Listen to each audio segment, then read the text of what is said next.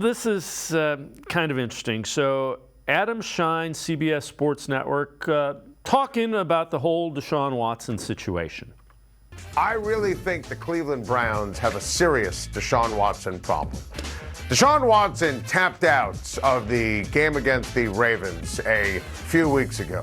He was cleared by the team doctors, and everyone expected him to play. He said, you know what, I can't do it. And I'm not going to sit here and tell you that he's 100% healthy. That would be disingenuous. And, you know, I'm in a studio with a suit on. I mean, I'm not the guy. I'm not on the medical staff. But he's hurting the team. And he was cleared to play, hasn't played. Look at what the offense has done. And by the way, they did beat San Francisco. That was because of the defense. And they're bottom 5 in these categories without Deshaun Watson. So he's killing the football team. He didn't practice yesterday. He did practice, according to Amari Cooper. How's that for breaking news? Today. And Deshaun Watson, this contract, it's atrocious. And if it sounds like I'm not giving Watson the benefit of the doubt on anything because of everything in his past, good. That's part of the point. He hasn't earned it. You can't trust him. I don't think he cares about the Browns. I don't think he cares about football. I don't think he cares about anyone. I think he pocketed the money, and he's just collecting. And it's a shame. This Browns defense is amazing. This team has dealt with adversity. Look at the Nick Chubb season-ending injury. The fans are incredible. Winnable game this week against Indianapolis. Hey, Deshaun Watson, join the damn party. Okay. Who made him the ambassador of all that is right and good?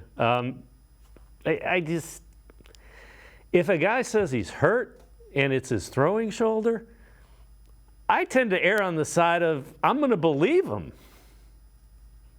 Yeah, there was a lot of personal interjection there with his belief system into what Deshaun Watson is doing. And the contract is always funny to me. It just keeps getting thrown up in there like, dude, it's like top 10 now. It's not like he's not making any more money than a third of the league anymore, and they're going to keep throwing that in there. Yeah, when your starting quarterback is out, does it hurt your team? Yes. He's your starting quarterback. Is he doing it intentionally? No, he can't go. You don't think he wants to play? You don't think that he came off his best game as a Cleveland Brown and just didn't want to continue that progress? He wanted to just, no, that's good enough. We'll just shut it down. That's just ridiculousness. He wants to be out there with his teammates. He wants to be a part of this. And if he could go, he would have went. So we'll find out on Sunday.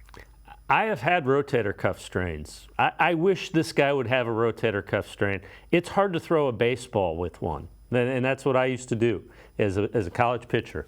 I can't imagine trying to throw something as heavy as a football with a rotator cuff strain. It's heavier, it's bigger. Now, it's different throwing motion. You're not throwing it 100 times, you're throwing it 30.